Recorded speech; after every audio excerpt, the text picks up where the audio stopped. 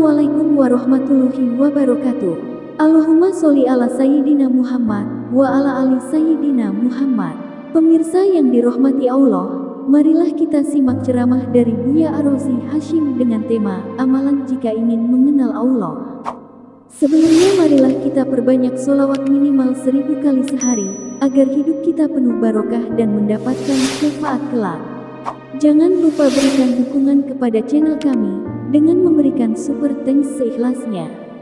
Marilah kita doakan agar Buya Ar-Razi Hasyim dan keluarga diberikan kesehatan dan kebahagiaan dunia dan akhirat. Amin ya robbal alamin. Dan tiadalah perjalanan rohani kecuali dimulai dengan satu bab setelah syahadat, yaitu taubat. Jadi perjalanan rohani pertama setelah syahadat apa? Taubat. وبسند المتصل الإمام محمد بن عبد الكريم السمان المدني قدس الله سره كتب الأكوان الفصل الأول في التوبة. Fasal pertama mengenai taubat. Taubat itu sunat ya? Sunat ya? Sunat wajib? Pintar, berarti ngajinya benar. Tes ombak ya. Qala Allah Ta'ala wa tubu ila Allah jami'a ayyuhal mu'minuna la'allakum tuflihun. Saking pentingnya taubat, ayyuhal mu'minunnya ditaruh di tengah. Ya. Kalau salawat, ya ayyuhallazina amanu. Berarti ya. Ya ayyuhallazina innallaha malaikatahu yusholluna 'alan nabi.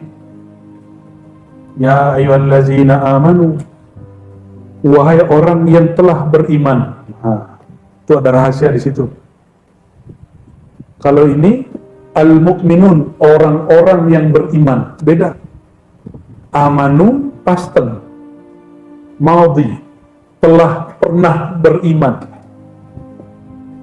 Maka iman ini dibagi. Ada imannya ruh. Kita dulu sudah jumpa kepada Allah, betul? Maka imannya ruh, syuhud. Iman ruh bil syuhud, imannya ruh memandang. Wahai orang-orang yang dulu pernah memandang Allah, memandang nur Muhammad SAW. Itu maksudnya. Lain dengan taubat. Ruh itu nggak pernah dosa loh. Ruh tidak pernah dosa. Karena dia lebih murni daripada malaikat, dari cahaya malaikat. Karena dia langsung hembusan Allah Subhanahu wa Ta'ala. Dia nggak makan, dia nggak minum, dia nggak pernah dosa, dia nggak berhijab.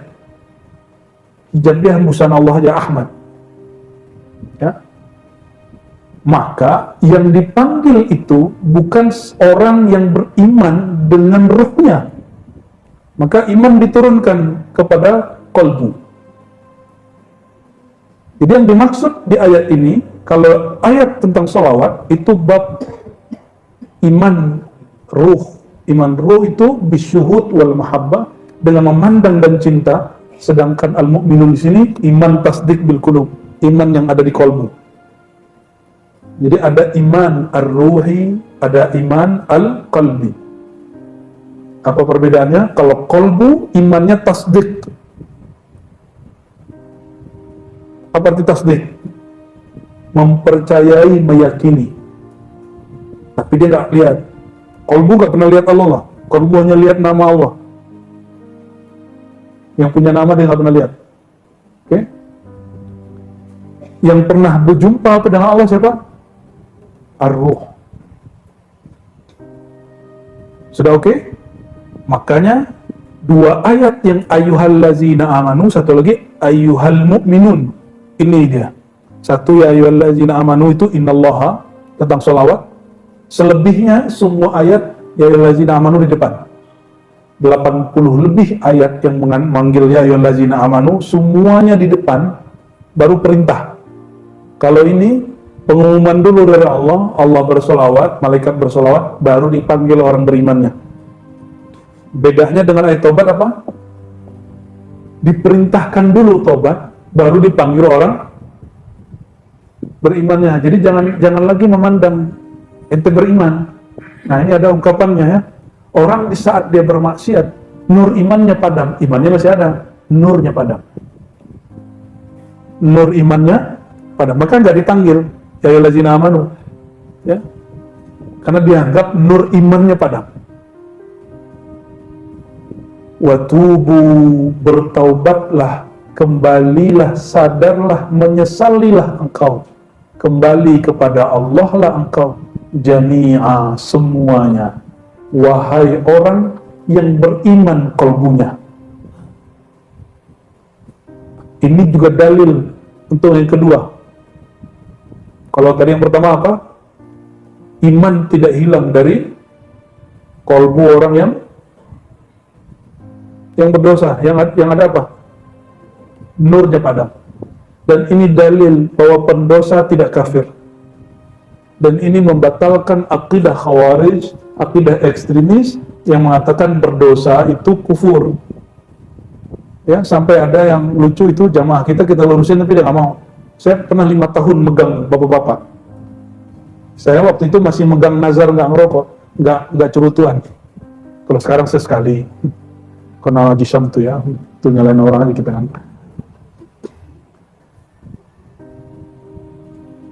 Apa kata dia? Kata ustadku dulu di Bandung, ada salah satu universitas di Bandung, berokok itu syirik. Saya kaget itu. Kita 5 tahun ngajar, ternyata nggak berefek. Kayak ngukir di air. Akhirnya saya kasih pertanyaan, oh katanya kalian tamatan kampus paling bonafit di Bandung. Ya. Katanya hijrah dari umur sekian, dari S1 sama Ustadz Fulan. Ustadz Fulan itu yang ngomong. Apa kata dia? Merokok itu sama dengan syirik, lebih bahaya. Lo kenapa? Ente kalau lagi sholat, lagi azan, orang kalau merokok pasti dia ngabisin rokok dulu dia. Ya salam, itu disebut syirik. Ini akibat jadi ustadz tapi nggak belajar ilmu tauhid. Ini tauhid jahil. Saya akhir tanya sama dia, di Quran ada keharaman rokok nggak? Saya nggak bela rokok ya. Saya nggak bela orang cerutuan atau vape, nggak ada urusan. Ini kita bicara hukum. Jangan sampai kebencian kita ke satu benda, tapi kita lalu kehilangan kemakrifatan.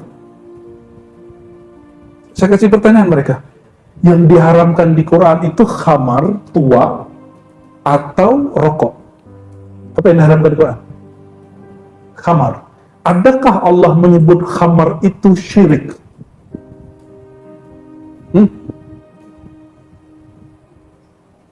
Gimana ayatnya? Ayatnya gimana? Innal khamra wal maisira wal ansab wal azlama rijsun. Rijsun artinya najisun, menjijikkan. Jadi khamar, berjudi, mau online nggak online sama aja loh ya. Sejelas itu ayat, orang malah demen loh. Heran juga kita sama orang-orang ya. Seharam-haram itu Allah nggak pernah bilang judi online dan khamar itu syirik. Yang Allah katakan cuma najis. Ini ngelurusin nih kelompok-kelompok ekstremis nih ya, yang bilang rokok kencing setan itu nggak ada dalilnya, itu haram itu. Ya. Maka kita ngobrol dengan salah satu zuriat, salah satu syekh kabir di Malaysia ya, waktu kita beli kitab-kitab ayahandanya. Ternyata dia baca kitab-kitab Melayu ini detail, karena dia dulu nyantri di Patani. Saya takjub dengan mutolaah dia. Apa kata dia? Justru salah satu syekh di Fatani, Syekh Ahmad Fatani kalau nggak salah namanya, menolak orang yang mengkiaskan, jangankan syirik, yang mengatakan merokok itu adalah mubazir, itu nggak masuk katanya. Innal mubadzirina kanu, nggak masuk.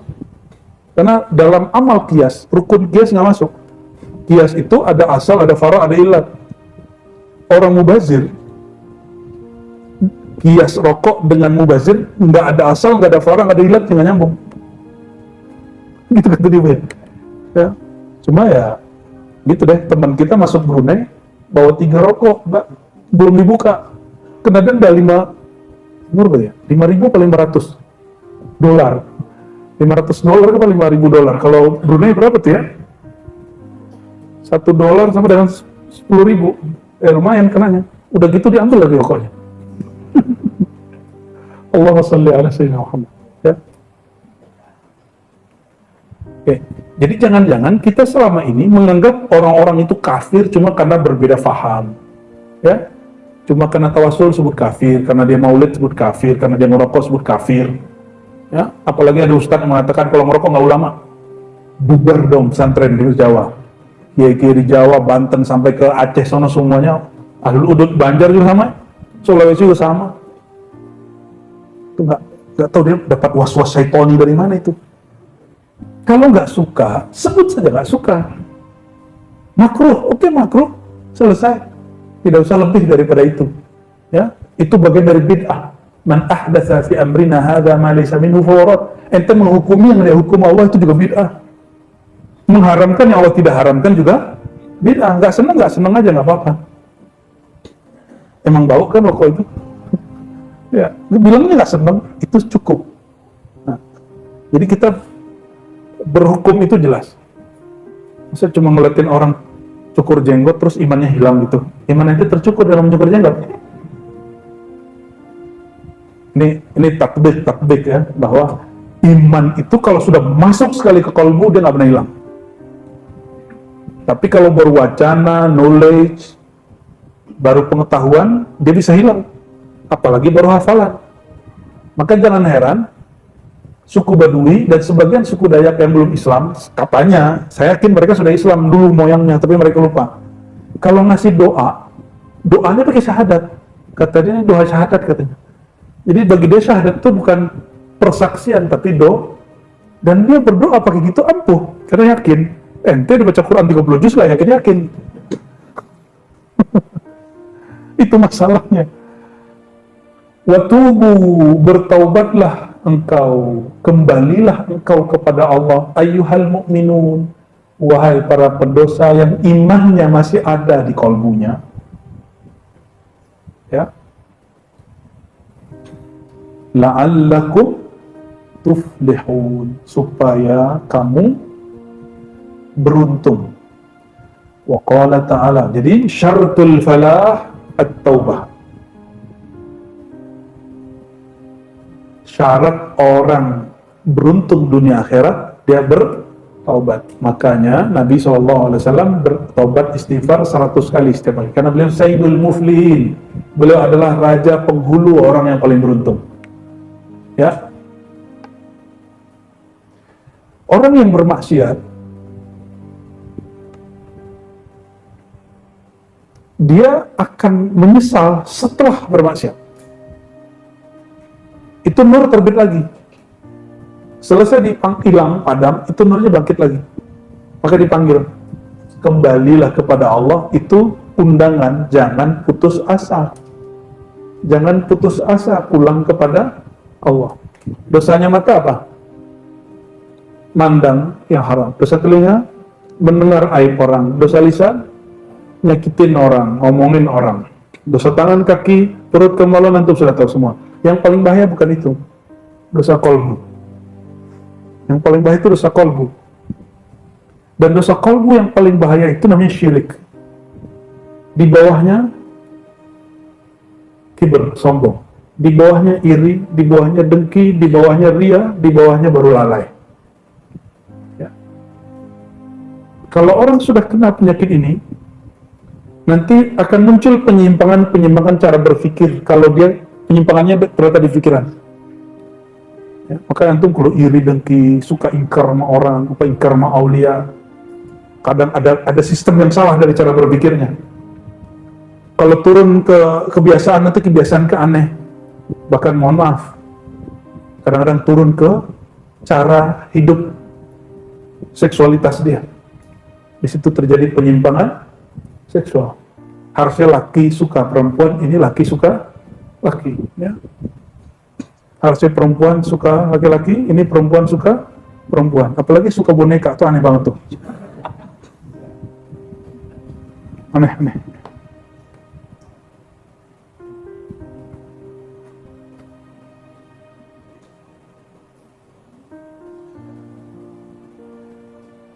Wa wu'ida biqabuli taubah fi ayatain. Nah, ini jaminan. tobat itu dijamin diterima. Maka inilah perbedaan antara, masih ingat yang dulu bunuh 100 orang, datang ke ulama, ulamanya dibunuh. Apa kata ulama itu? Berapa orang kamu bunuh? 99. Gak ada tobat lagi. Ya, langsung samurainya mati lagi dia, lengkap 100. Habis membunuh, sadar lagi. Nah gitu, padam hidup, padam nyala. Ketika nyala, dia kemudian mikir, masa Allah sesempit ini? Masa nggak ada ulama yang mengerti tentang aku? Akhirnya dicari, ketemulah di pelosok negeri di bawah kaki gunung. Ternyata ada seorang ulama bilang, siapa yang mengatakan tobatmu nggak diterima? Dosamu emang parah. Bunuh 100 orang parah nggak? Jangan 100 orang, 1 orang ini parah. Ini dosa ente parah. Tapi siapa yang bilang dosamu nggak bisa ditobatkan? Langsung, tadinya mau keluar, pedangnya nggak jadi keluar.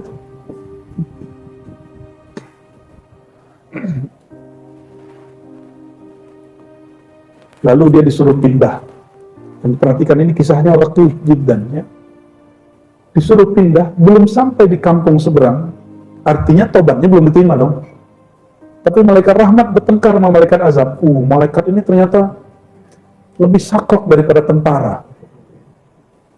Tentara itu kalau emang disuruh mandannya apa, B ya B.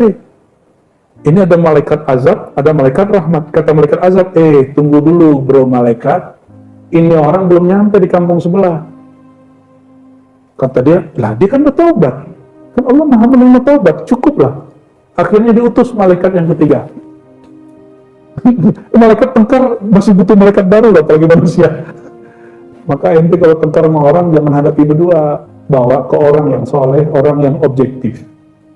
Ya, apalagi tengkar suami istri. Ya, ini habis dinaikin malah mati mulu ya. Kayaknya ente kurang keramat tuh Haji Syam tuh.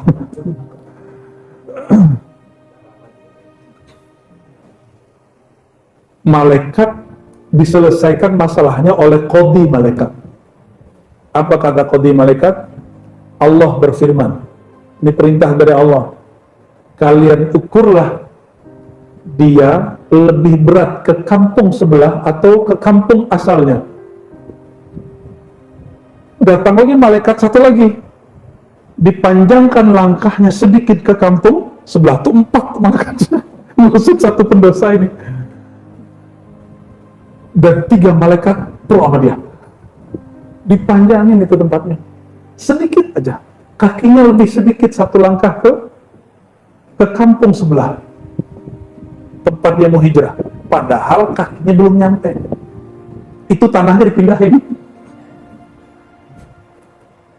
Jadi kata malaikat rahmat tuh, lihat kaki dia udah nyampe nih, udah separuhnya di situ. Akhirnya malaikat azab, ya wes, terbang dia. Ini bukan punya gua nih katanya.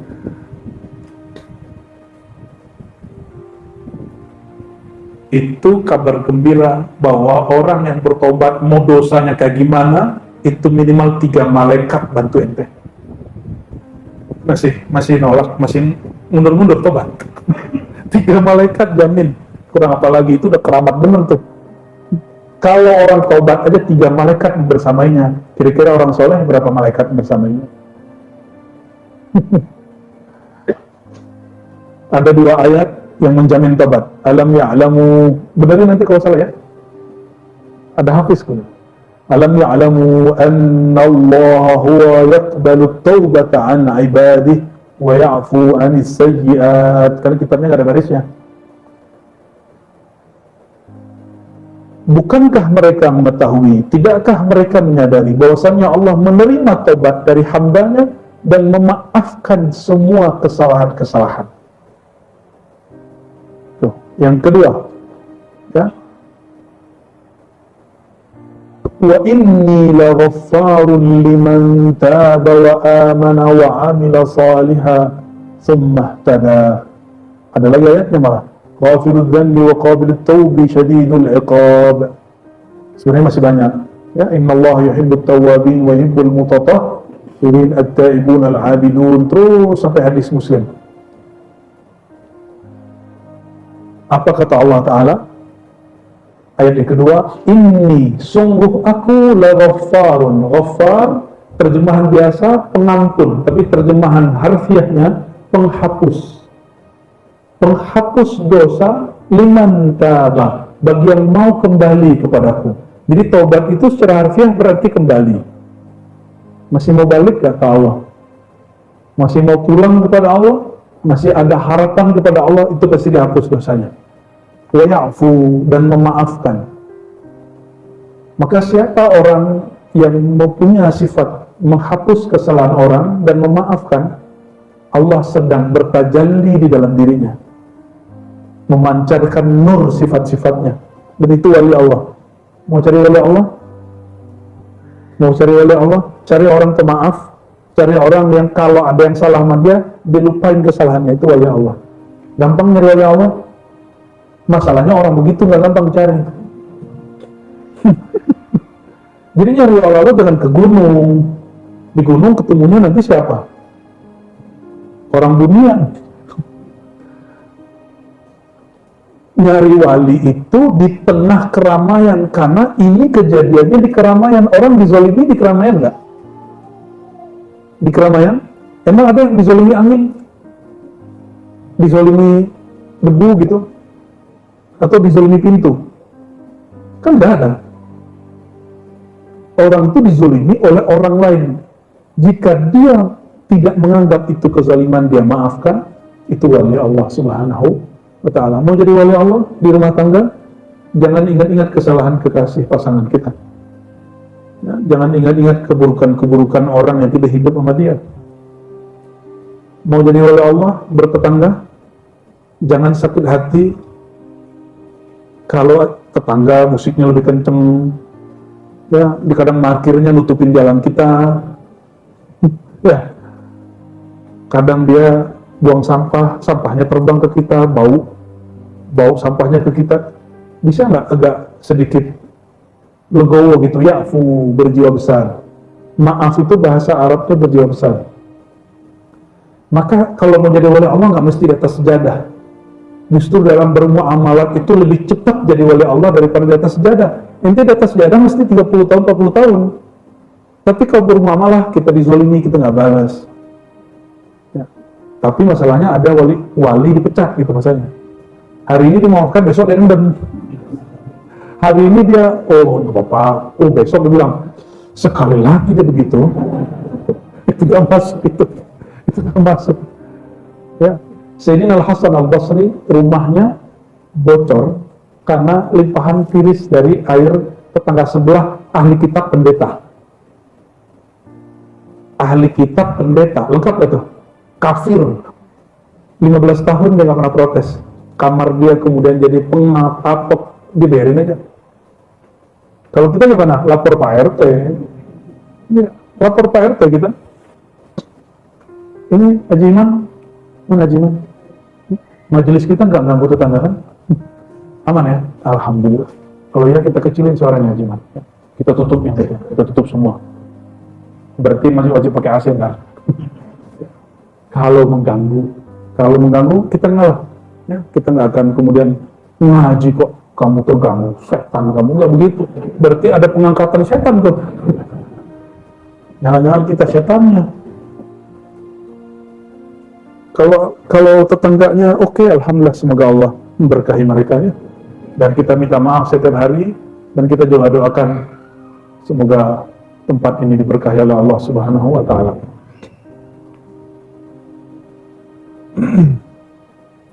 Wa inni laghaffarun liman taba. Maka ampunanku, penghapusan dosa dariku. Kalau dihapus berarti dia ditulis dong. Ditulis dong. Benar ya? Ini maghfirah, penghapusan itu ada dua. Ada yang dihapus malaikat, ada yang dihapus langsung oleh Allah. Walaupun hakikatnya malaikat menghapus dengan perintah Allah, tapi ada yang mutlak dari Allah. Yang dihapus malaikat itu 1 kali 24 jam. Dalam hadis yang hasan, tidak sampai sahih, jadi setiap orang yang bermaksiat, itu malaikat dilarang menulis sampai 24 jam, siang malam. Kata malaikat rahmat, Allah berkalam, kamu gak boleh catat, siapa tahu dia punya istighfar hari ini. Jadi istighfar itu penghapus. Istighfar itu penghapus. Bisa sedikit ya? Tadi kepanasan, sekarang kedinginan. Emang manusia menungsok, jadi panas biar. Di swing aja swing.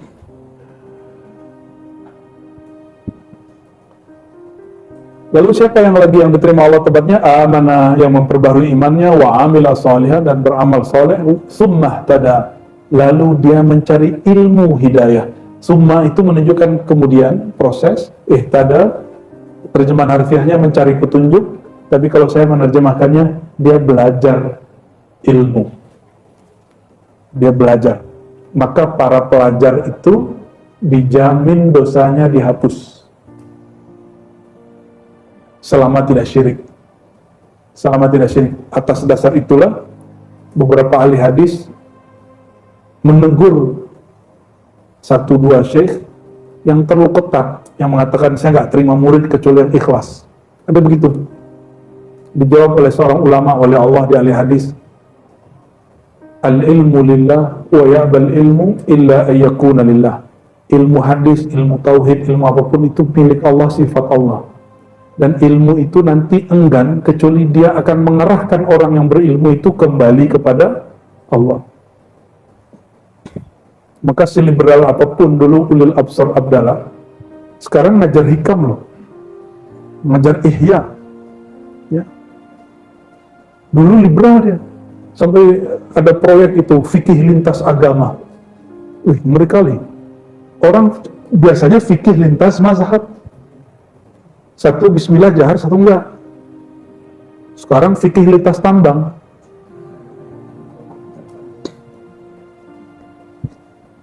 Alhamdulillah, kan keren gitu ya. Ghafirudz dzanbi wa qabilut taubi syadidul iqab.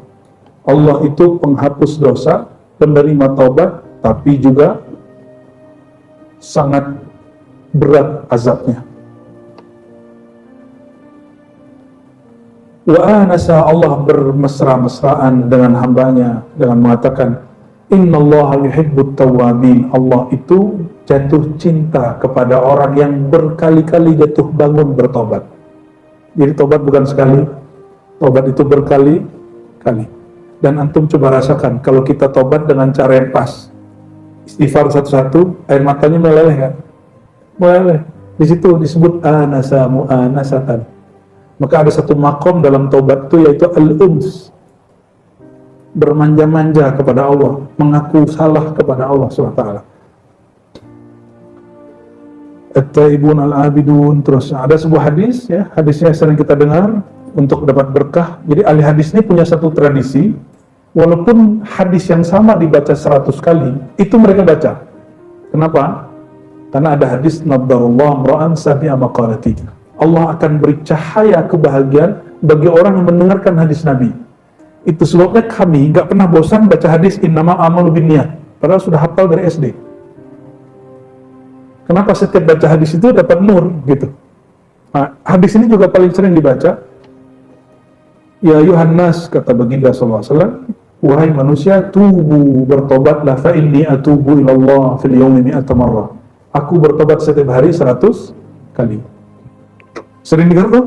Ya, berarti nurnya nambah lagi, nurun ala nur. Dari Sayyidina Abu Hurairah Rasulullah SAW, beliau bersabda, man taba qabla an tatlu'a syams min maghribiha taballahu alaih. Siapa yang bertobat sebelum matahari terbenam di barat, maksudnya sakaratul maut, Allah pasti terima tobatnya. Kenapa Fir'aun tidak diterima tobatnya? Padahal dia tobat loh. Karena dia bertobat saat melihat azab. Itu sebabnya di dalam kitab Al-Futuhat Al-Makkiyah ada 2 jenis. Ibnu Arabi mengatakan Allah terima iman Fir'aun, tapi orang salah paham. Dikira diterima taubat Fir'aun. Padahal yang dimaksud oleh Ibnu Arabi, Fir'aun itu saat melihat air itu kemudian menenggelamkan dia, dia berkata, aku beriman dengan Tuhannya Musa. Iman dia nggak dianggap diterima oleh ahli akidah, tapi Ibnu Arabi mengatakan bisa jadi diterima. Yang nggak diterima tobatnya, maka dia dituduh. Di situ menganggap mukmin orang yang kafir. Ini kira-kira nih, ada orang beriman saat sakarat, itu imannya sah nggak? Kira-kira gimana ya? Antum saat sakarat baca la ilaha, diterima nggak? Udah diterima loh. Orang sakarat baca la ilaha, bisa nggak? Yang nggak diterima itu tobatnya. Itu pandangan Ibnu Arabi. Ya, saya nggak mengerti ayat itu. Maka kita serahkan urusannya kepada Allah, ya, diterima apa enggak. Yang pasti Fir'aun mengaku Tuhan. Maka di versi kedua, Ibnu Arabi di kitab yang sama mengatakan bahwa Fir'aun itu di neraka dan kekal di neraka. Terus bagaimana yang benar itu teksnya? Jangan-jangan teksnya disusupi, ya? Disitulah kita nggak sepakat dengan orang-orang yang mengatakan Imam Ibnu Arabi ini nyeleneh, kufur, bukan wali, ya? Kita nggak sepakat. Jangan-jangan dia belum menggabungkan dua teks itu. Ini yang terundur nyetaknya, buku Akidah Sufi Ibnu Arabi. Harusnya sudah cetak Juli ini. Cuma karena ada kegiatan-kegiatan lain, saya belum jadi mempublishnya. Ya, kalau ingin tahu tentang Imam Ibnu Arabi, bukunya nggak tebal ya, paling banyak 80-100 lembar aja.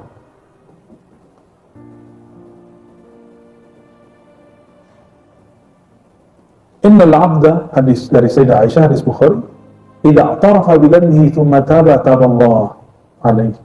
Seorang hamba jika mengaku atas dosanya. Jadi permulaan dari tobat itu apa? Mengaku salah, merasa salah. Itu syarat tobat. Fataba, lalu dia bertobat, maka taballahu alaihi. Allah menerima tobatnya. Inilah alasannya kenapa diribat. Sebelum talqin, kita talqin tobat dulu. Sebelum talqin zikir, talqin tobat dulu. Satu-satu ditalqinin. Mata, telinga, semua tubuh.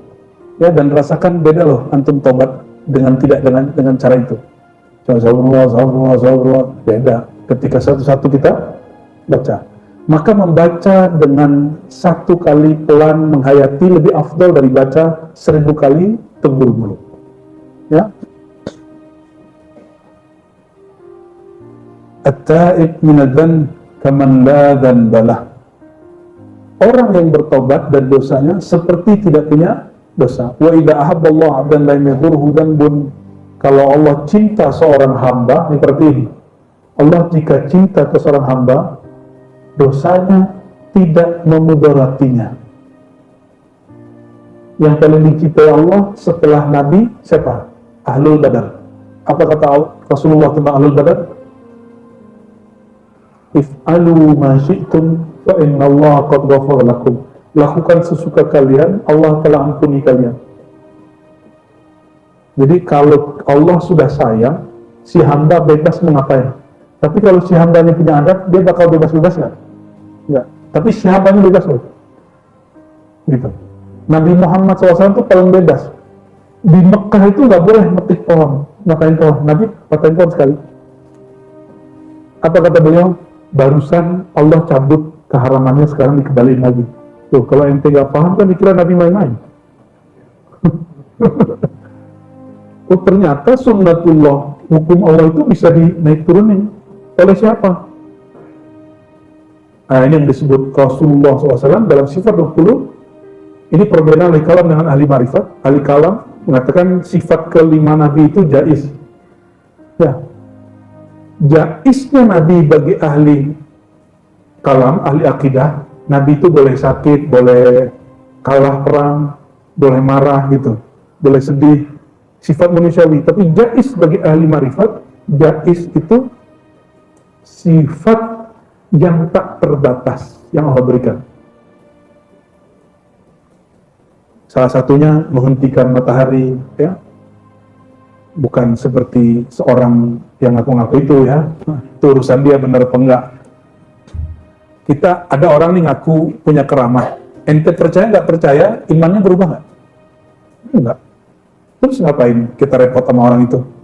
Ada orang ngaku dia bisa ngomong sama semut. Kita percaya nggak percaya, nggak merubah iman. Ya itu. Terus kenapa repot ente ngomongin dia mulu? Hah? Sampai nonton TikToknya berkali-kali. Dan diulang-ulang sampai ke Mekah. Jangan-jangan masuk sholat, waladhdallin maqali amin. Allahumma sholli ala sayyidina Muhammad. Jangan ya, jangan sering-sering, sesekali aja nyebutnya. Dikit lagi ya, udah mau jam 11. Qila ya Rasulullah. Setelah Nabi mengatakan itu, Nabi berkalam. Jadi, apabila Allah mencintai seorang hamba, lam yadurruhu zanbun, maka dosa tidak akan merusak hubungan dia kepada Allah. Inilah kalam Ibnu Athaillah, pembukaan kitab Hikam ini dia. Maka Ibnu Athaillah memulai kitab Hikam dengan hakikat taubat. Min alamatil i'timad 'ala Allah, nuqsanur raja' inda wujudil zalal. Tapi beberapa mensyarah salah faham, ya kurang pas. Kalau nggak disebut salah faham, nanti kita disebut sotel gitu ya. Nggak apa-apa lah, biarin lah ya, kata orang. Di antara tanda orang bergantung min alamatil i'timad, hatinya belum full yakin kepada Allah, dia masih bergantung kepada selain Allah. Apa ciri-cirinya? Amal naik, yakin naik. Amal turun, yakin turun. Taat, pede bertuhan, pede doanya. Tapi kalau maksiat, dia kemudian nggak yakin bertuhan. Orang yang imannya fluktuatif, seperti rupiah, naik turun, inflasi. Orang yang begitu, tanda dia belum arif billah, belum cinta kepada Allah, belum kenal sama Allah. Maka Allah nggak kenal juga sama dia. Dan tak kenal, tak sayang. Kalau sudah kenal sama Allah, taatnya tidak membuat dia sombong, maksiatnya tidak membuat dia putus asa. Ini yang dimaksud hadis ini. Ini hadis sahih. Apa kata beliau? Idza ahabballahu 'abdan lam yadurhu zanbun. Jika seseorang Allah cintai, maka Allah tidak memandang dosanya merusak hubungan si hamba bertuhan kepada dia, tidak merusak cintanya.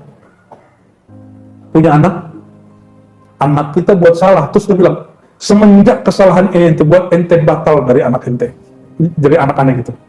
Semenjak hari ini kamu bukan anakku, gitu nggak? Gitu nggak? Selama-lamanya dia anak kita. Kenapa? Karena kita sayang sama dia. Saya berkali-kali ngelihat seorang anak melakukan kesalahan yang dilarang oleh bapak ibunya, itu bapak ibunya masih sayang sama dia. Malah pesan ke saudaranya, titip ya saudaramu gitu. Padahal itu anak paling bandel. Nggak ada namanya mantan anak tuh, nggak ada. Kenapa? Hubungannya hubungan cinta. Maka nggak ada namanya mantan hamba, mantan pencinta, nggak ada. Sekali cinta Allah, selama-lamanya cinta Allah. Sekali dicintai Allah, selama-lamanya dicintai Allah. Lalu Rasulullah SAW bacakan ayat, Innallaha yuhibbut tawwabin wa yuhibbul mutatahhirin. Allah jatuh cinta, senang kepada para pelaku tobat, pencandu tobat. Tawwabin itu tobat berkali-kali, dan orang-orang yang bersuci. Qila ya Rasulullah wa ma alamatut taubah. Lalu apakah tanda bertobat itu? Qala an-nadamah. Engkau merasakan menyesal. Menyesal itu apa indikatornya pada badan? Kadang mata berlinang, kadang dada kita rasanya remuk, hati kita sedih, terharu. Itu tanda taubatnya diterima. Nah, maka kita nggak menggunakan kalam-kalam selain ini, walaupun ada ulama yang mengatakan ciri-ciri taubat diterima orang melupakan maksiat. Ada yang kedua, ciri-ciri taubat diterima semakin ingat maksiat. Itu pandangan ulama. Kalau Nabi memberikan indikator paling gampang, ciri-ciri taubat diterima, engkau merasa menyesal. Sederhana tuh? Sederhana sekali. Jadi sunnah Nabi itu sangat mudah. Ma'rifatun Nabi SAW sangat mudah. Oleh karenanya, wabihadza naqul ya, wa nas'alullah yaj'alna minat tawwabin. Saya yakin diri saya nggak luput dari dosa, kesalahan, baik di rumah, di majelis, di masyarakat, di bernegara, berthariqah, ya, bersyariat, nggak ada yang sempurna. Kita minta ampun kepada Allah Subhanahu wa Ta'ala. Ini belum selesai, ya, ini masih panjang lagi. Bab taubatnya masih ada beberapa bab. Nanti masuk juga ke bab-bab taubat rohani, ya, dan beberapa bagian yang lain. Semoga majelis ini Allah berkahi dan orang-orang yang hadir Allah terbitkan nur yang tidak pernah padam. Allah kekalkan cinta yang tidak pernah punah. Allah jadikan persaudaraan kita dunia akhirat. Innamal mu'minuna ikhwah. Dan ciri-ciri orang beriman, jika ada kesalahan bukan dicari kesalahannya, tapi fa'aslihu baina akhawaikum, mereka memperbaiki kesalahannya. Allah menja'alna minal mu'minina haqqa, minal muslihina haqqa, minal muhibbina haqqa, minat tawabina haqqa, minal mutatahhirina haqqa, bihaqqi Sayyidina Muhammad haqqil haqqi ya Rabbal Alamin.